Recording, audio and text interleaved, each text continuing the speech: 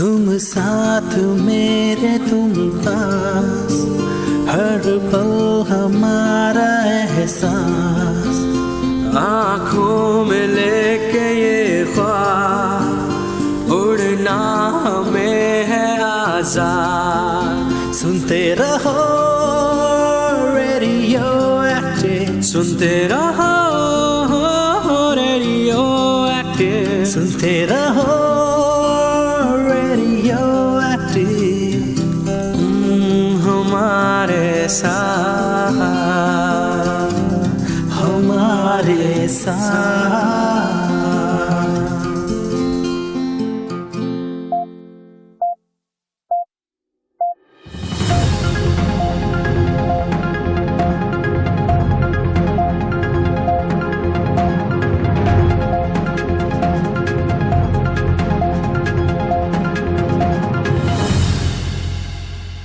नमस्कार दोस्तों, यह है रेडियो एक्टिव 90.4 FM भागलपुर। एक बार फिर से आपका स्वागत है आपके अपने शो सेहत सही लाभ कई में, और मैं हूं आपका होस्ट आरजे मेहताब।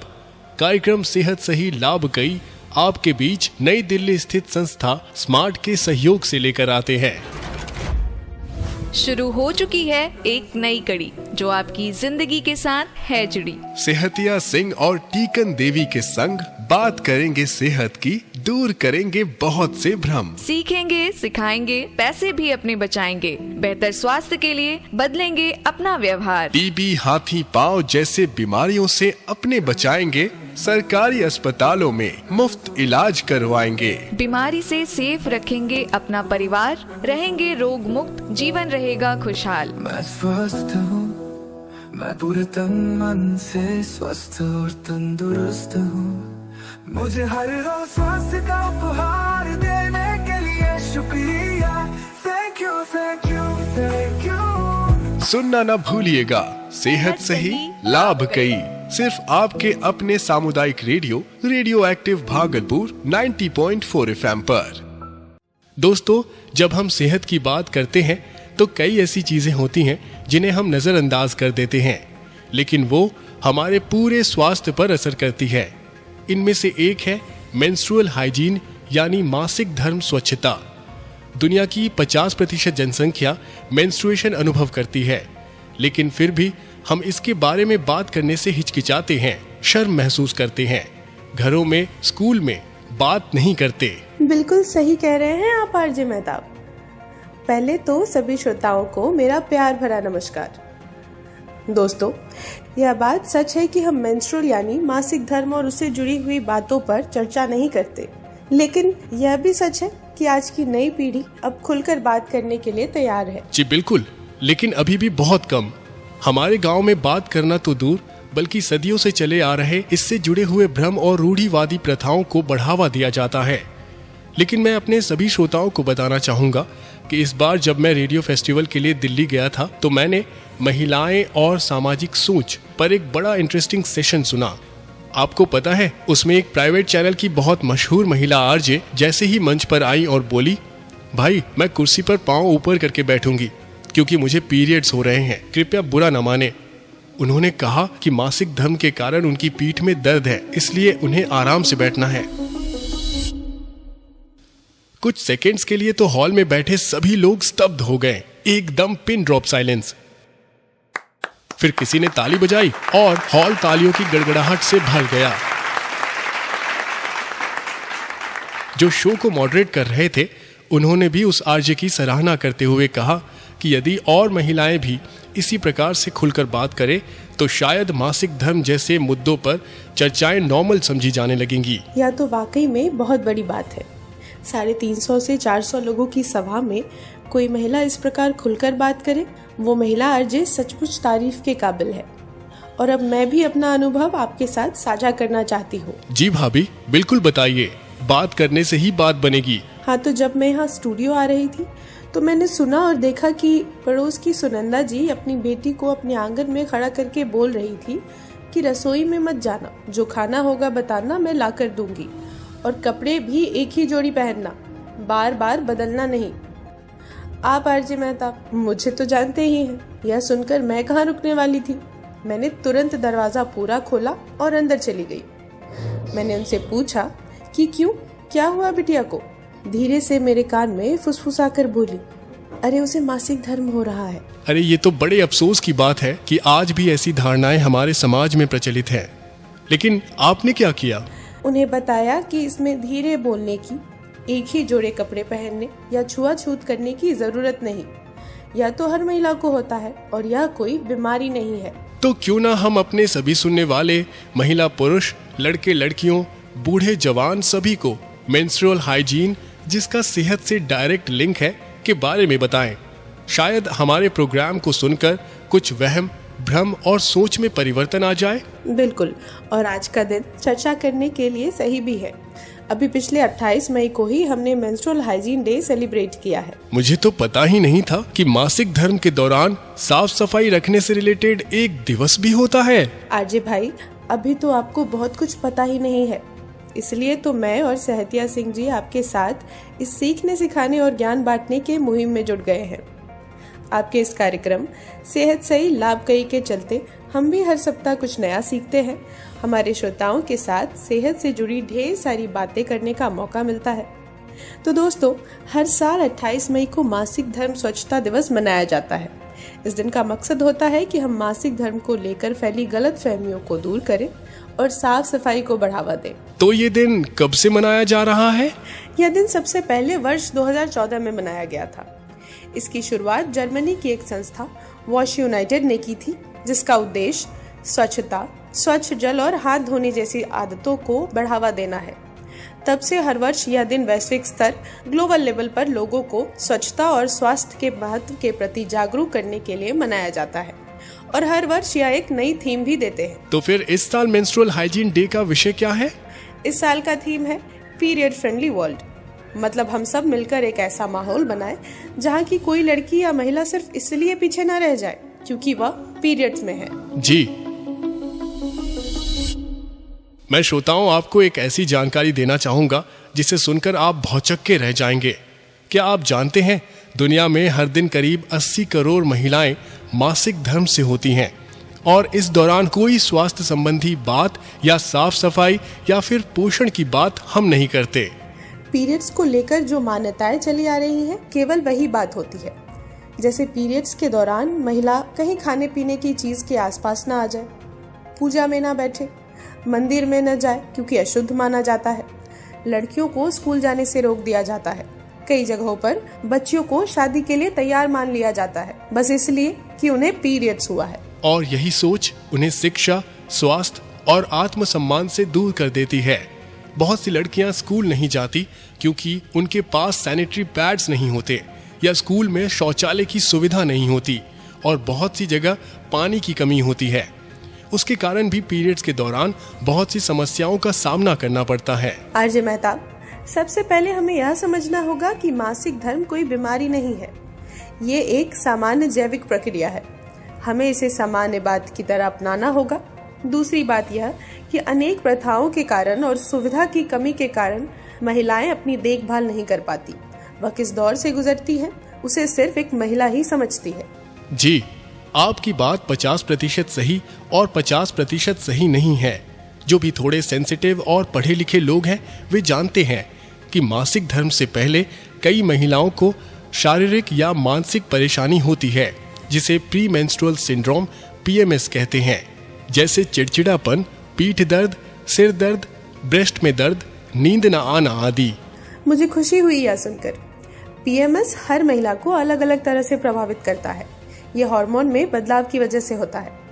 कुछ महिलाओं को ज्यादा असर होता है तो कुछ को कम। लेकिन हमें यह समझना चाहिए कि PMS को लेकर भी कई गलत धारणाएं हैं, जैसे कि हर महिला PMS में मूडी हो जाती है या काम नहीं कर सकती। ये बिल्कुल गलत है। हर व्यक्ति अलग होता है। कुछ महिलाओं को पीरियड्स में काफी पीठ और पेट में दर्द होता है, कुछ को उल्टी होती है और कुछ के चेहरे पर दाने निकल आते हैं। पीरियड के पहले वाटर रिटेंशन हो सकता है, चेहरा और शरीर थोड़ा भारी हो जाता है और कई महिलाओं को कोई भी परेशानी नहीं होती।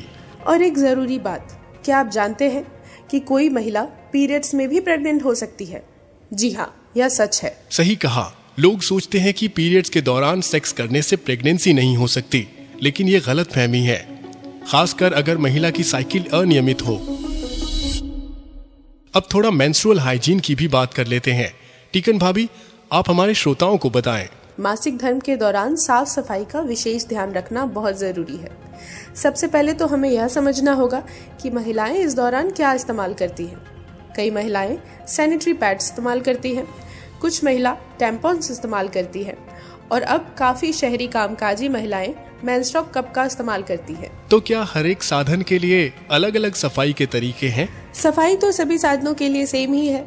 पीरियड्स के दौरान इस्तेमाल किए जा रहे सैनिटरी पैड, टैम्पॉन्स को हर 4 से 6 घंटे में बदलना चाहिए और मेंस्ट्रुअल कप को हर 4 से 6 घंटे में खाली करना चाहिए ताकि संक्रमण से बचा जा सके। लेकिन डिस्पोजल या बदलने के बाद कहाँ फेंके, कहाँ धोएं और कहाँ खाली करें? यह बहुत जरूरी सवाल है, ध्यान से सुनिए। इस्तेमाल किए गए सैनिटरी पैड्स को कभी भी इधर उधर खुले में नहीं फेंकना चाहिए। उन्हें किसी पुराने कागज या अखबार में अच्छे से लपेटें और फिर ढक्कन वाले कूड़ेदान में डालें। कभी भी पैड को शौचालय में फ्लश ना करें, इससे नाली जाम हो सकती है। टैम्पॉन्स भी ऐसे ही डिस्पोज किए जाते हैं, लपेटकर बंद डस्टबिन में। और मेंस्ट्रुअल कप? मेंस्ट्रुअल कप की बात करें तो उसे हर 4 से 6 घंटे में साफ हाथों से निकालकर किसी टॉयलेट में खाली करके पानी डाल दें। कप को साफ पानी से धोएं और दोबारा इस्तेमाल करें। हर माह के अंत में उसे उबालकर अच्छी तरह से स्टरलाइज करके किसी सेफ जगह में रख दें। अगर विकट परिस्थिति में कपड़ा इस्तेमाल करना ही पड़े, जैसे कि कोविड के समय हुआ जब सारी दुकानें और स्कूल बंद थे, तो उसे अच्छे से साबुन और साफ पानी से धोकर धूप में सुखाना चाहिए ताकि उसमें कोई जीवाणु ना बचे। यदि आप उसको दोबारा इस्तेमाल नहीं करना चाहती तो कम से कम 2 फुट का गड्ढा खोदें, उसमें दबा दें और अच्छे से मिट्टी से बंद कर दें, जिससे कि कुत्ते या बिल्ली उसे बाहर ना निकाल सके। तो मतलब साफ सफाई ही असली सुरक्षा है? बिल्कुल, जितनी अच्छी सफाई उतनी ही अच्छी सेहत। और जब हम खुद ध्यान रखेंगे तभी अगली पीढ़ी को भी सही जानकारी दे पाएंगे। जी, क्या और भी कुछ चीजों का ध्यान रखना चाहिए? बिल्कुल, बहुत कुछ बताना है अभी। हर बार पैड बदलने से पहले और बाद में हाथों को साबुन से धोना चाहिए।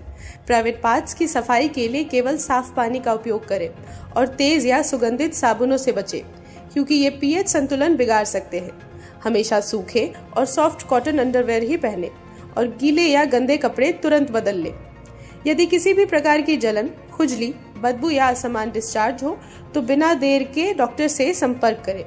मासिक धर्म के दौरान स्वच्छता बनाए रखना न केवल शरीर के लिए जरूरी है बल्कि आत्मसम्मान और आत्मविश्वास के लिए भी महत्वपूर्ण है। बहनें, भाभियां और आदरणीय माताएं, ये याद रखें कि इस्तेमाल किए गए पैड्स, टेम्पॉन्स या कपड़े को खुले में ना फेंकें। उन्हें पेपर में लपेटकर ढक्कन वाले कूड़ेदान में डालें या फिर 2 फुट गड्ढे में दबाएं। और अगर आप सैनिटरी पैड को भी गाड़ते हैं तो उसमें से प्लास्टिक की शीट को निकालकर कूड़ेदान में डाल दें। सही कहा आपने। और एक बात और, हमें पर्यावरण का भी ध्यान रखना होगा। प्लास्टिक वाले सैनिटरी पैड्स सैकड़ों सालों तक नष्ट नहीं होते, लेकिन कुछ पर्यावरण के अनुकूल विकल्प जैसे कपड़े वाले pad, menstrual cup, biodegradable pads भी उपलब्ध हैं, जिनका महिलाओं को इस्तेमाल करना चाहिए। जी भाभी, मासिक धर्म को लेकर बहुत सारे भ्रम भी हैं, क्या उसके बारे में भी थोड़ी बात करें? यह सवाल जवाब के राउंड के लिए तो मैं हमेशा तैयार रहती हूँ, पूछिए। मासिक धर्म के समय खाना नहीं बनाना चाहिए। पीरियड्स वाली लड़कियां अशुद्ध होती हैं, उन्हें मंदिर नहीं जाना चाहिए। क्या ये सब सिर्फ अंधविश्वास हैं? यह सब धारणाएं एकदम गलत है। इनमें कोई भी वैज्ञानिक सच्चाई नहीं है। ऐसी सभी भ्रांतियों को खत्म करना होगा। क्या ये सच है कि नेपाल में कुछ जगहों पर लड़कियों को पीरियड्स के दौरान घर से बाहर जानवरों के बाड़े में रहना पड़ता है? दुर्भाग्यवश यह सही है, लेकिन यह प्रथा गलत है। यह बहुत खतरनाक भी है। जानवरों का खतरा, ठंड और अकेलापन वैसे ही महिलाओं को अंदर से कमजोर कर देती है और उनके आत्मसम्मान को भी ठेस पहुंचाती है। जी, साथ ही हमें लड़कों और पुरुषों को भी इन बातों में शामिल करना होगा। जब तक वे समझेंगे नहीं, बदलाव नहीं आएगा। पर भाभी, पुरुष और किशोर कैसे भाग ले सकते हैं? इसके बारे में भी जरा हमारे श्रोताओं को बताएं। पुरुष और किशोर अपनी माताओं और बहनों को मासिक धर्म के दिनों में घरेलू कामकाजों में थोड़ा योगदान दें। वैसे तो हर दिन पुरुष और किशोर को हाथ बटाना चाहिए, साथ ही माताओं और बहनों का थोड़ा ध्यान भी रखना चाहिए। हाँ, लेकिन जरूरी ये भी है कि हर महिला को अपनी सुविधा और संस्कृति के अनुसार विकल्प चुनने का अधिकार मिले। हर चीज हर किसी के लिए अनुकूल नहीं होती। हाँ, यह भी ठीक है। हमने देखा है कि कोविड-19 महामारी के समय बहुत सी महिलाओं को सैनिटरी नैपकिन नहीं मिल सके, पानी की भी कमी रही, स्कूल बंद हो गए थे। इस दौरान महिलाओं को काफी तकलीफ का सामना करना पड़ा था। वो तो एक बहुत कठिन वक्त था, अलग अलग कारणों की वजह से। हाँ, अब आपकी इजाजत हो तो मैं बात करूंगी सरकार द्वारा चलाए जा रहे कुछ पहल की, जी, जिसे स्वास्थ्य और परिवार कल्याण मंत्रालय MOHFW ने शुरू किए हैं। जैसे मीनू अभियान, जिसमें किशोरी लड़कियों को पैड्स और हाइजीन के बारे में जानकारी दी जाती है। राष्ट्रीय किशोर स्वास्थ्य कार्यक्रम RKSK के तहत स्कूल कार्यक्रमों में किशोर किशोरियों को सही स्वास्थ्य और पोषण की जानकारी दी जाती है। फ्री पैड्स वितरण, कुछ राज्यों में सरकार फ्री या सस्ती दर पर सैनिटरी नैपकिन उपलब्ध करवा रही है। यही नहीं, स्कूलों और पंचायत स्तर पर भी जागरूकता शिविर लगाए जा रहे हैं। पर जरूरत है कि हम इन पहलों का हिस्सा बने। अब कुछ पॉजिटिव बात भी करें। पीरियड्स का होना महिलाओं की सेहत का संकेत है। यह शरीर के कामकाज को समझने में मदद करता है। कुछ परंपराओं में, जैसे राजस्थान में, पीरियड्स के समय महिलाएं मायके जाती हैं और आराम करती हैं। हाँ, पीरियड्स को भी एक सेलिब्रेशन की तरह लिया जाना चाहिए। ये जीवन की एक प्रक्रिया है, ना कोई शर्म, ना कोई डर। और अब समय है कि हम मिलकर आगे बढ़ें, अपने बच्चों को सही जानकारी दें, स्कूलों में साफ सफाई की व्यवस्था सुनिश्चित करें और सबसे जरूरी, पीरियड्स पर खुलकर बात करें। एक पीरियड फ्रेंडली वर्ल्ड बनाना हम सबकी जिम्मेदारी है। शर्म नहीं, समझ चाहिए। बहुत बढ़िया बात कही आपने भाभी। तो श्रोताओं, आज के कार्यक्रम में बस इतना ही। अगर आपके मन में भी कोई सवाल हो तो हमें जरूर लिखें या कॉल करें। अगली बार फिर मिलेंगे एक और जरूरी मुद्दे के साथ। साथ ही बताता चलूं कि स्वास्थ्य कार्यक्रम सेहत सही लाभ कई नई दिल्ली स्थित संस्था स्मार्ट के सहयोग से प्रसारित किया जा रहा है। चलिए लेते हैं साथ साथ शपथ। हम अपने और अपने परिवार की जिम्मेदारी लेंगे। अपने और अपने परिवार के स्वास्थ्य को प्राथमिकता देंगे, क्योंकि सेहत ही असली धन है। सरकारी स्वास्थ्य सेवाओं और योजनाओं का पूरा लाभ उठाएंगे और दूसरों को भी जागरूक करेंगे। साफ सफाई और स्वच्छता का पालन करेंगे ताकि बीमारियों से बचा जा सके। नियमित जांच और टीकाकरण करवाएंगे और अपने परिवार को भी इसके लिए प्रेरित करेंगे। संतुलित आहार और व्यायाम अपनाएंगे ताकि शरीर और मन दोनों स्वस्थ रहे। महिलाओं, बच्चों और बुजुर्गों की सेहत का विशेष ध्यान रखेंगे। जब पूरा समाज स्वस्थ और सशक्त बनेगा, तभी भारत समृद्ध बनेगा। सेहत सही तो लाभ कई। आप सुन रहे थे सेहत सही लाभ कई। अगली बार एक नई कहानी, एक नया संदेश लेकर फिर मिलेंगे। तब तक के लिए स्वस्थ रहिए, जागरूक रहिए। नमस्कार। नमस्कार। ना भय ना भ्रम, लाएंगे हम परिवर्तन। ना भय ना भ्रम, लाएंगे हम परिवर्तन। हम साथ